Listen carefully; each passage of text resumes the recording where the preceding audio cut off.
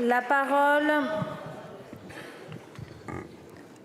est à Monsieur Thomas Cazenave, à Madame Laurence Vichnievsky pour le groupe démocrate.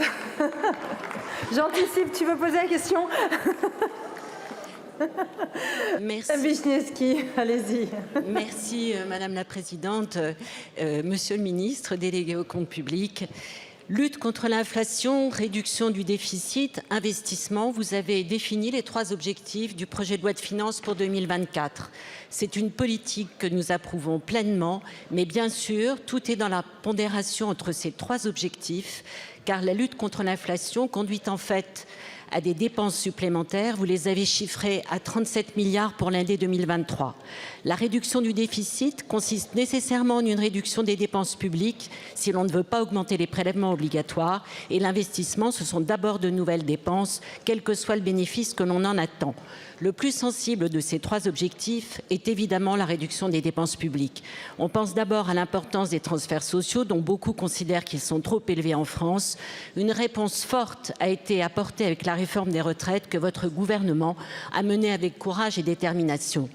Outre la lutte contre les fraudes fiscales et sociales et la réforme de l'assurance chômage et de l'assurance maladie, qui doivent contribuer à la réduction des dépenses publiques, le projet de loi de finances table sur une meilleure performance des dépenses des collectivités locales.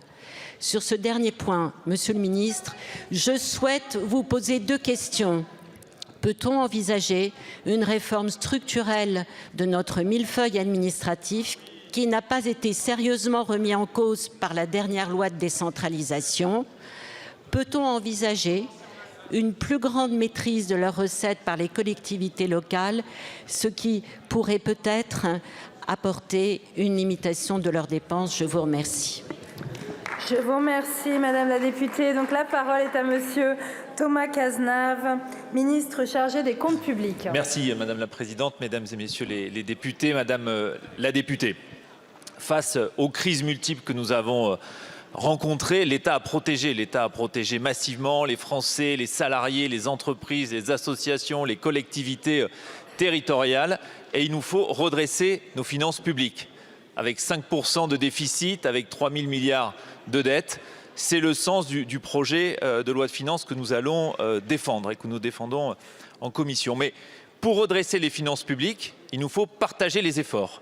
C'est l'État, c'est la sécurité sociale et c'est aussi les collectivités territoriales. Nous avons toujours dit que nous comptions sur elles pour participer à l'effort de redressement des finances publiques. Nous ne leur demandons pas d'ailleurs de baisser la dépense, mais que la dépense évolue moins vite que l'inflation. Et c'est dans ce cadre-là que nous les invitons d'ailleurs à imaginer une nouvelle méthode avec nous. Il n'y aura pas de contrat de Cahors. Il n'y aura pas de